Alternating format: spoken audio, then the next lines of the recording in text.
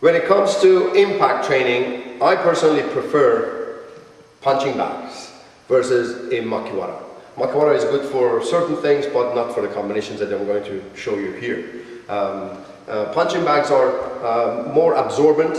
They give you a better feel for the technique, and also they're not stuck on the same spot. So when I'm punching them, I can follow through with the punch the way I would want to actually punch a target if I'm fighting someone. So my hand is not limited to a point that it has to stop necessarily. I like that about punching bags. Then also, another thing I like about the bags is that they can move. I can make them move back and forth, so I can adjust myself and pretend that there is an opponent coming back and forth at me. At the right time, I'm going to execute my techniques when the bag closes it on me.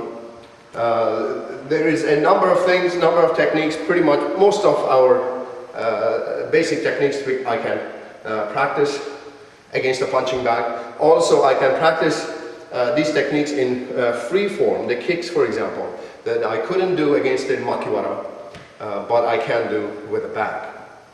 For example, if I'm using a mawashigiri as one of the examples you're going to take with you and practice, the basic kicking, as you know, with the foot positioned like so, I can do the same against the bag.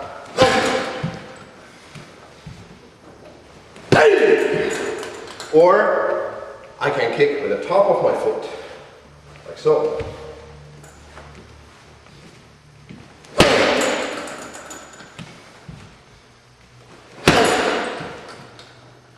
Another example, when I'm using, another technique I can use here is my front kicks.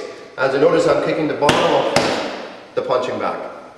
If your punching bag is not a big one all the way to the floor, you can have it hanging like you see in this case, so that you can use the techniques in free form, meaning kicking again with the top of the foot versus with the ball of the foot, which is the basic form. So I can go on practicing kizame maegiri,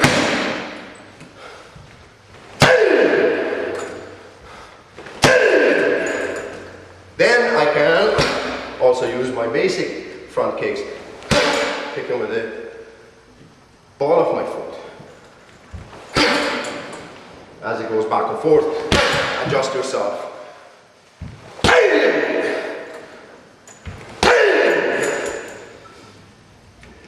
Then when it comes to my punches, I can use my reverse punch,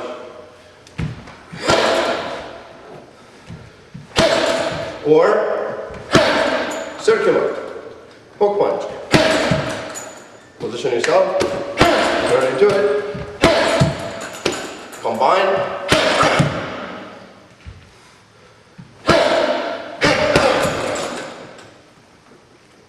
and also other combinations such as backwards strikes. Then I can go on from there. Now, pointing out a few combinations for you. For example, I can stand against the makiwara, against the bag, and strike on the same spot, right from here. Turn again, and turn again. I can slide in. Another example.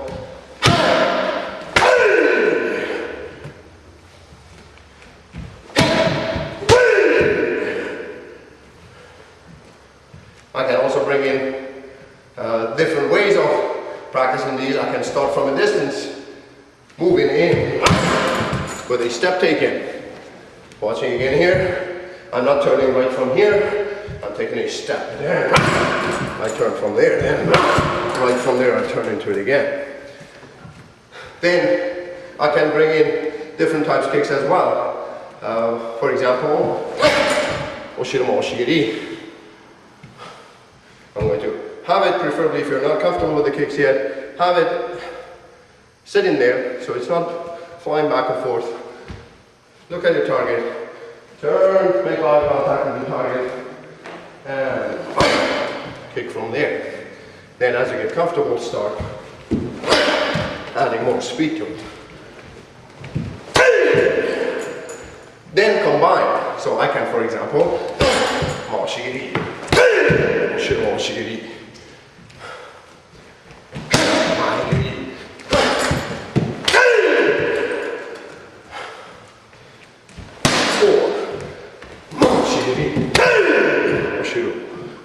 turning towards the back with backward strike.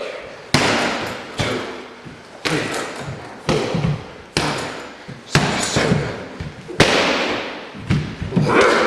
9, 10. The combinations are countless. You can come up with different options and different ideas. 15-20 minutes straight, you get an excellent workout. At the same time, you'll be developing very powerful techniques. At the same time, also the timing of your movements with the bag moving back and forth, helping you with that as well. So go ahead and have some fun with that.